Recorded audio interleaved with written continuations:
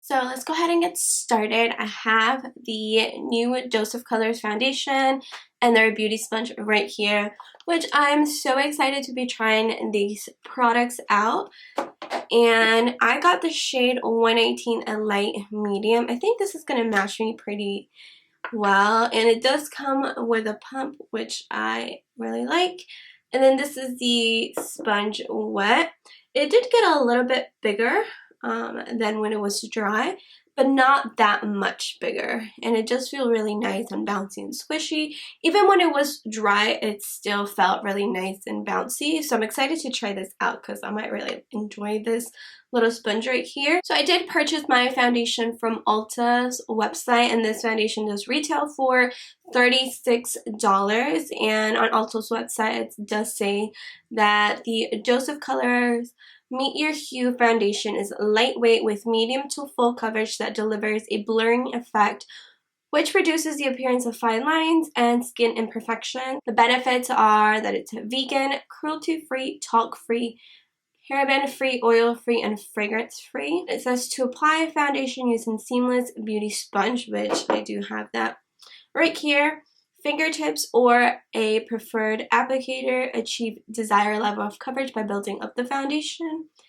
And let's see, there's a good amount of shades. There's like dark skin tone shades and medium to light skin tone shades. So the foundation is 1 fluid ounce, and it does have a little expiration of 12 months after you first open it. The Dose of Colors Seamless Beauty Sponge has a unique flat bottom which allows for smooth, even coverage and seamless application. Also says that it's paraben-free, latex-free, dye-free, sulfate-free. It can be used to apply liquid cream or powder product. This one retails for $15, so it's almost as much as a beauty blender.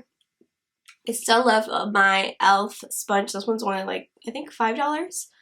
But I just wanted to pick this up and try it out. I'm going to take my One Heck of a Blot Primer by Soap & Glory, and I'm just going to apply this on my T-zone area here and bring it down my nose. And then I'm going to go in with the Wonder Beauty Glow Ahead Illuminating Face Oil. I really like this face oil. I didn't think I was going to like it because it has the word oil in it, and you guys know I have combination skin, but it feels really nice on my skin, and I really, really like it. I'm going to put some on the back of my hand. It's not as runny, but it's not super thick either. And yeah, that should match me. And I'm going to add just a little bit on the actual sponge. I do really like the color of the sponge. So let's see.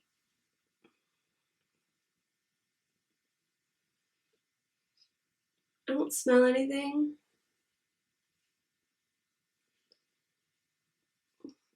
The shade looks okay. Yeah, once I blend it now down to my neck, it matches way better.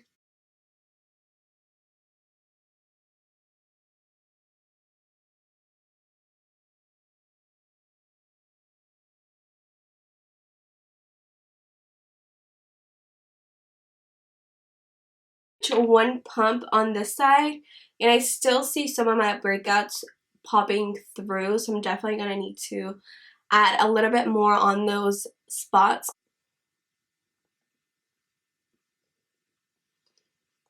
I think I'm going to like this one a little bit more than the Anastasia one. The Anastasia one was okay, but I have a feeling that I like this one more. So that is 2 pumps of the foundation all over my face. So on this side 1 pump, this side 1 pump, and I actually really like the finish of it.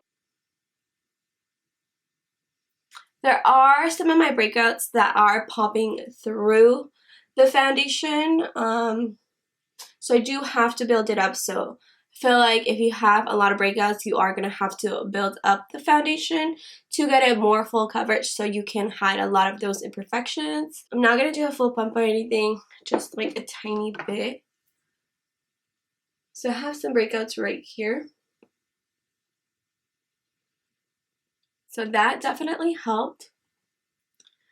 And I'm just going to add a tiny bit right here because I have a breakout right here as well.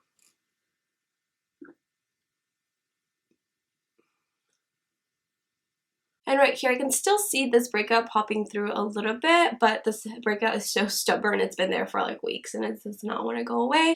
It doesn't feel heavy, it just feels lightweight, and I really like this finish of the foundation. What I'm going to do now is go ahead and finish the rest of my makeup. Okay, loves, I am back, and this is what the foundation, the skin looks like once all of my makeup is paired on top. So I did put bronzer, I put on some blush, highlighter. I'm liking this foundation a little bit more than the Anastasia one, which I have over here. I like the finish. It is more of a natural matte finish. So I feel like if you have a dry skin, you might not like this foundation unless you use a really nice hydrating like moisturizer or primer, a luminous primer or something like that underneath this foundation. You might like it, but I actually really like it. I think it's like the perfect combination for my skin tone, which is combination skin tone. I have an oily T-zone. Everything else is like pretty normal. The rest of my face is pretty normal. And I feel like this foundation is like a good balance for that. It is 8:28 today. Show you guys. See, it is 8:28. I will try to do a few check-ins throughout the day. Hopefully the audio on my phone is better. The audio quality on my phone sounded so bad and I just felt so horrible because I couldn't go back and fix it since I did a foundation wear test and I couldn't go back. So I just left it, but I'm hoping that the audio is going to be much better on my phone this time around. I'm not going to set the foundation either. I just want to see how it's going to look throughout the day. So I'm going to go ahead and get going because I'm running late, and I will check back in with you guys in just a little bit. But I wanted to do a check-in on how my skin is looking, how the foundation is doing. It's been about 6 hours. It's about 2:30 right now. I had this on since about 8:30 this morning, and the foundation is going strong, guys. Like, it actually looks really good after being on for 6 hours. So definitely a matte foundation. It kind of looked a little bit more of a natural finish on camera. But when I got to work and I saw it in natural like daylight and like the lights inside where I work at, it definitely gave me a matte finish, but it didn't look like super cakey or flat on my skin. So a little bit has rubbed off right there, but it's because I've been scratching it. But everywhere it looks really good, and now it's giving me more of a natural finish. So I will check back in with you guys in just a little bit. So it's been about 2 hours since my last check-in. Honestly, the foundation still looks really good. I'm actually really shocked that it's lasted this long. It's been about 8 hours that I've had this foundation on, and honestly, it still looks so good. I have not powdered, I haven't blotted, and I definitely like this more than the Anastasia Beverly Hills one. So. Okay, loves, I am back for the final check-in, and it's been about almost 12 hours. It is 8:19 right now, as you can see.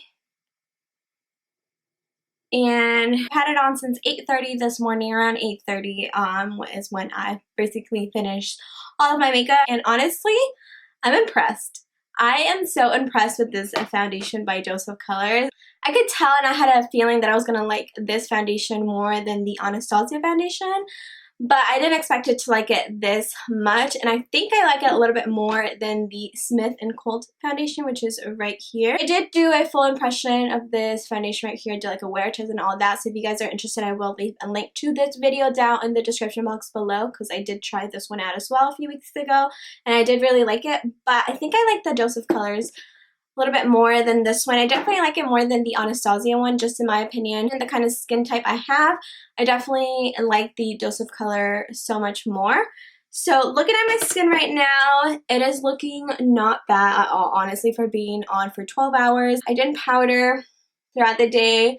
I didn't even use the setting spray. I'm definitely oily now. I mean, around my nose area. Like, my nose area is the one area that I guess, like, the most oily out of everywhere. It did rub off, obviously, like around my chin area, my nose area did rub off, right here, all right here is like rubbed off. So I'm really excited to keep testing this out with other primers, with other products, and just kind of seeing what it looks like on the skin. But so far I am really loving this foundation.